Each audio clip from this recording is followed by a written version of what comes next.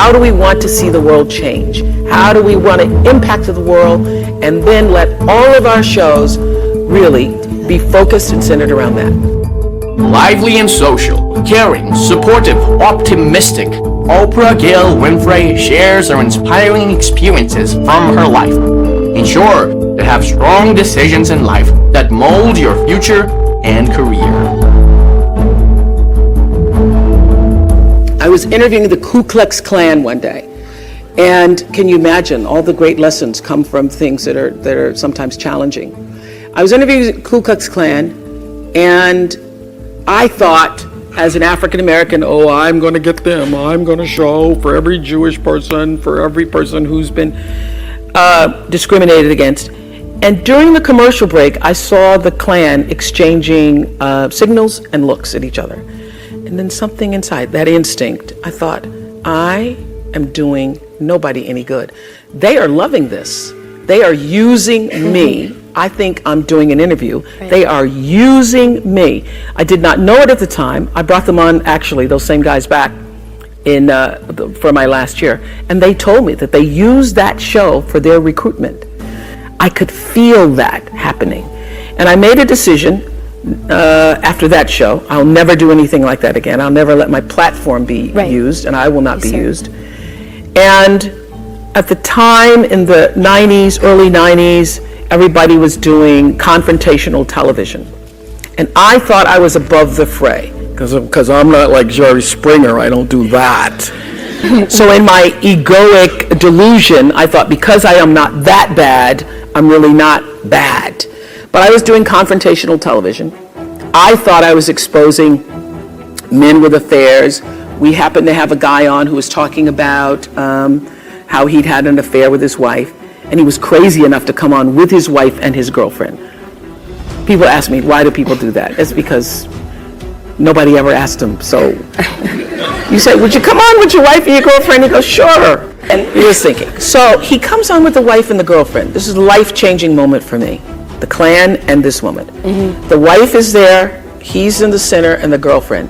And he tells his wife, he announces, we were live television at the time, and he announced that to the world and to his wife that his girlfriend was pregnant.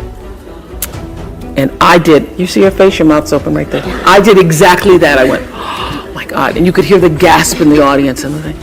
And I literally, really, it still makes my eyes water to think about it. I looked at her face and I felt her humiliation. I felt her shame. I felt it.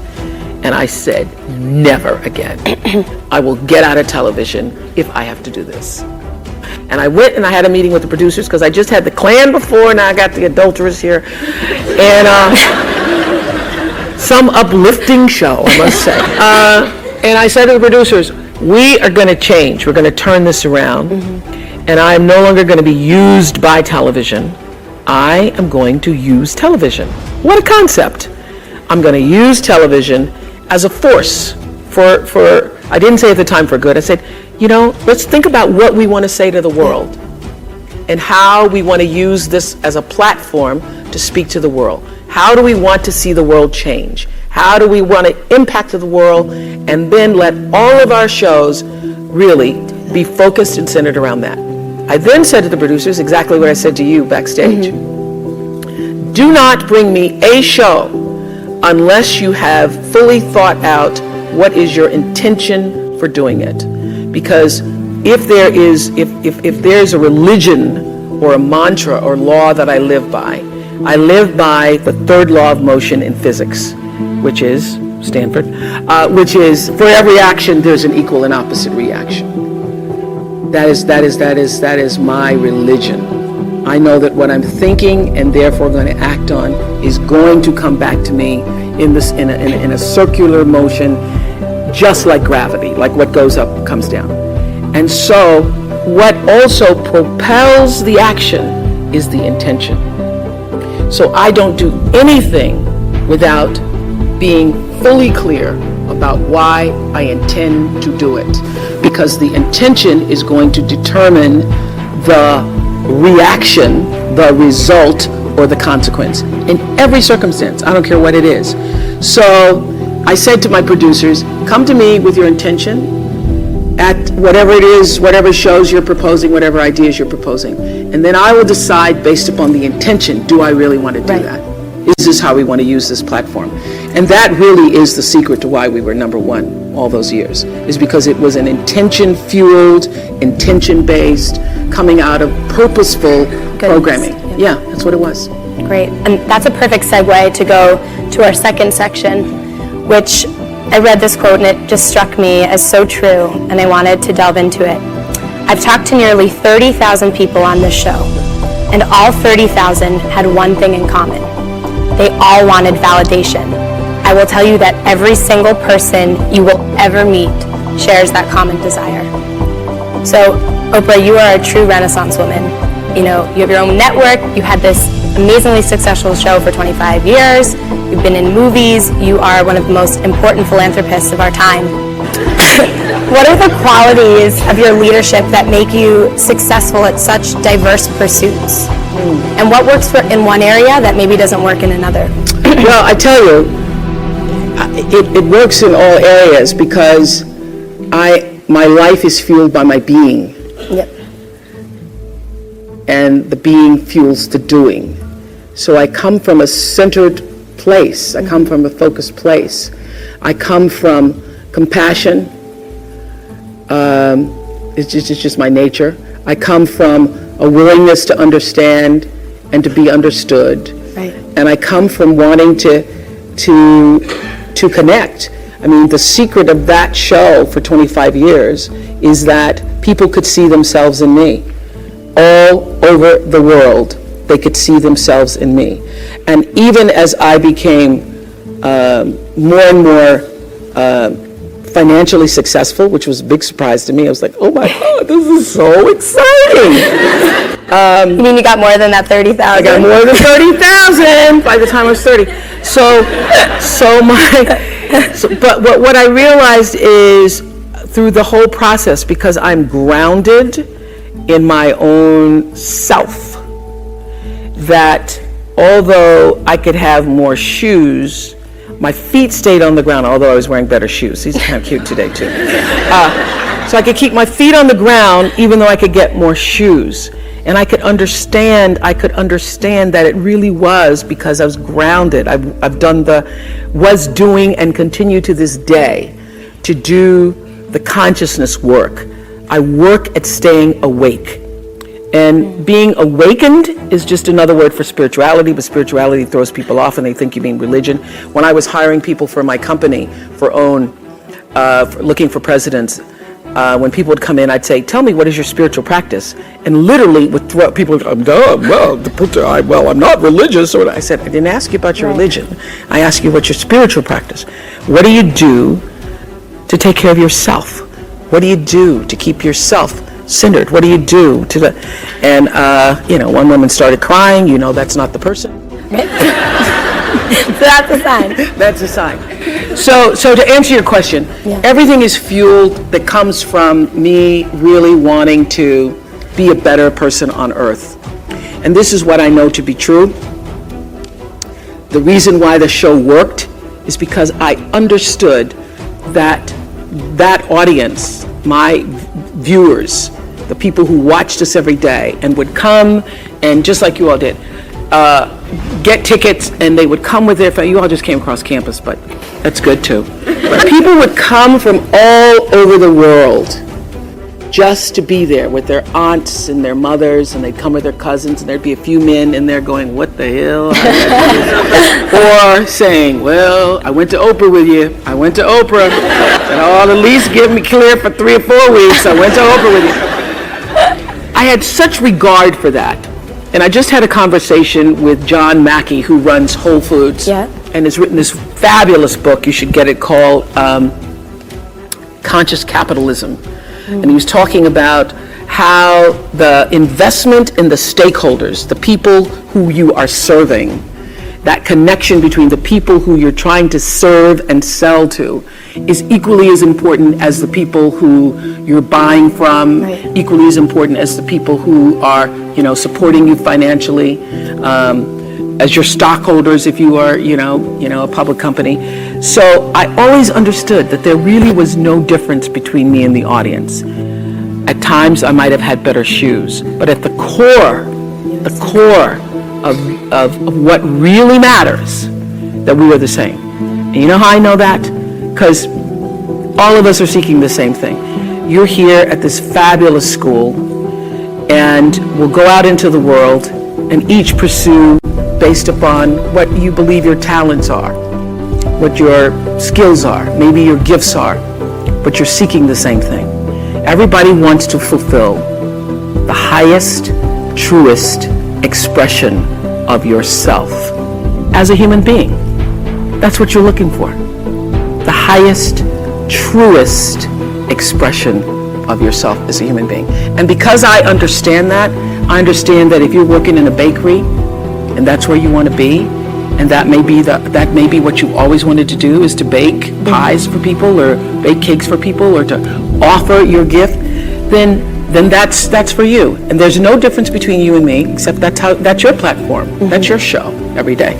So my understanding of that has allowed me to to reach everyone. And there's no way that you wouldn't, because that's what I truly feel. And when I sit down to talk to somebody, whether I'm talking to a murderer, I sat down, I interviewed a guy who'd killed his twin daughters.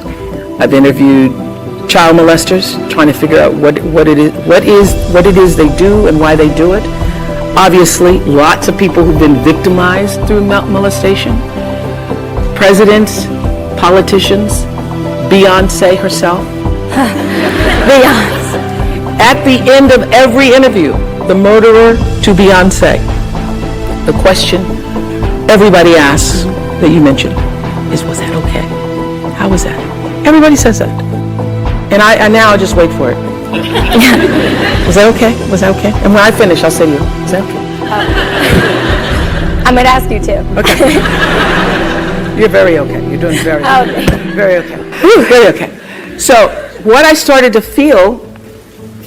sense, is that there's a common thread that runs through every interview. Doesn't matter what it is or what it is about. Everybody wants to know. And this is the truth. All of your arguments are really about the same thing. It's about, did you hear me? Did you see me? And did what I say mean anything to you? That's what everything's about. So the reason why I left my boss's office when I was asking for a raise, I knew he didn't hear nor see me, neither. And that I was not going to get the validation that I needed. Now, I couldn't articulate that at the time. I just knew, let me get out of here.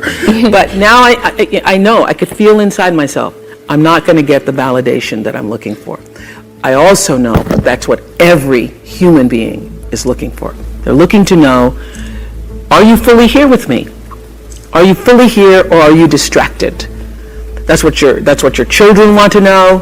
That's what the people you work for want to know. That's what you want to know. Is did you hear me? And every argument isn't about whatever it is you think you're arguing about. It's really about, but can you hear me? And many people have even said it. Have you not said it? You're not hearing me. Yeah. You're not hearing me. So having that understanding, and I would have to say that the show, one of the reasons why I live such a fantastic life is because I pay attention. I pay attention to my life. And your life is your greatest teacher.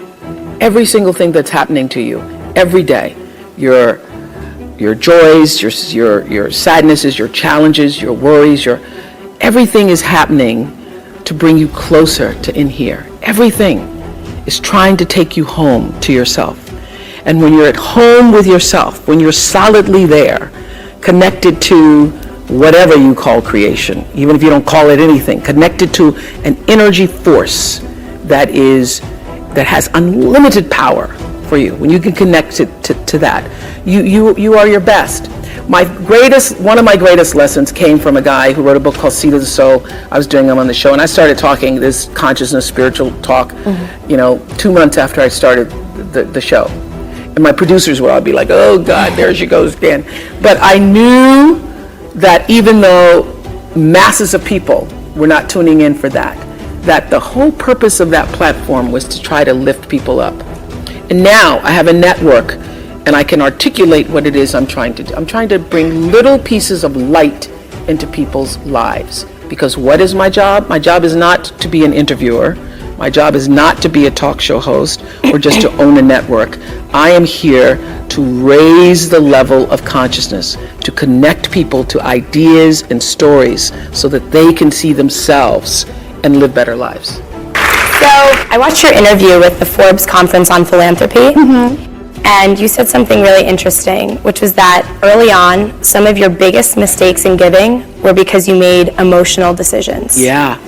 And yet we learn here at the GSB, like one of the crucial messages we take away with us is that it's really important to be, as you said before, self-aware, to be understanding, often to share our emotions with others. And you yourself have been the master of, harnessing vulnerability with yourself and your guests over the years.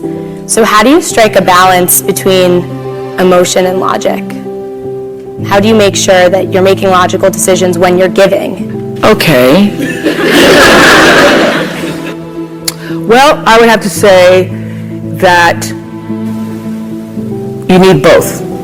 You need emotion and you need logic. So in the beginning, I was purely emotional, made a lot of mistakes.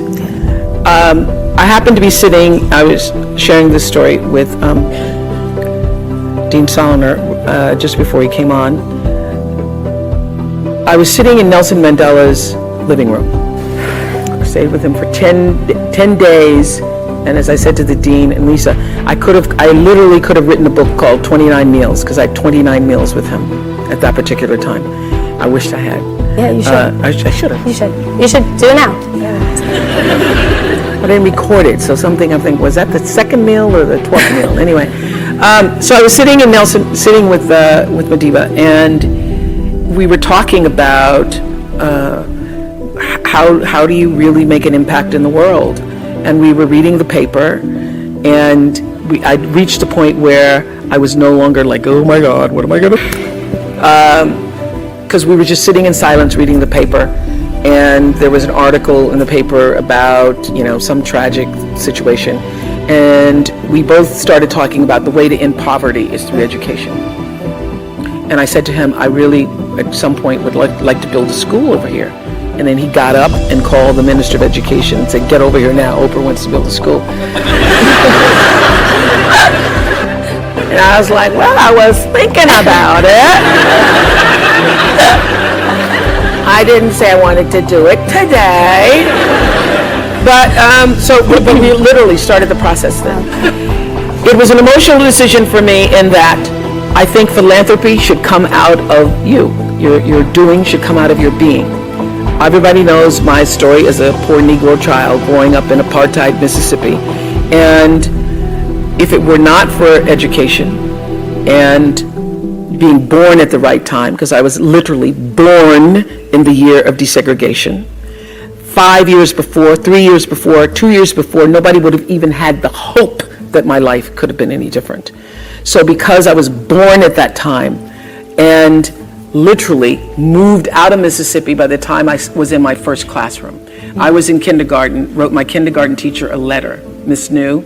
I said, dear Miss New, I do not belong here.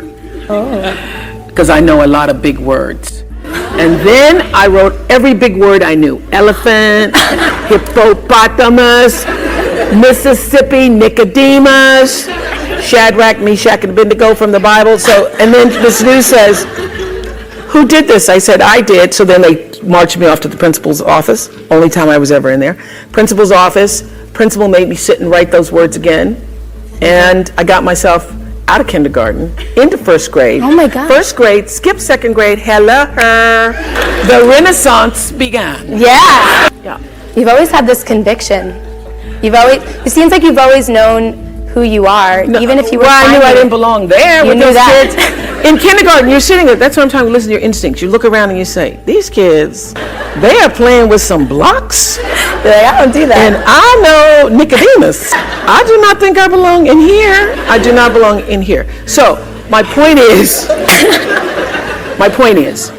education really opened the door, as we all know. I'm not going to give you the education speech. how do you change a person's life? I had, prior to starting my school in South Africa, I had this big idea that I was going to, emotional, that I was going to take all 100 families out of the projects of green, and I was going to give them a new life, and I was going to buy them homes and stuff. And that did not work.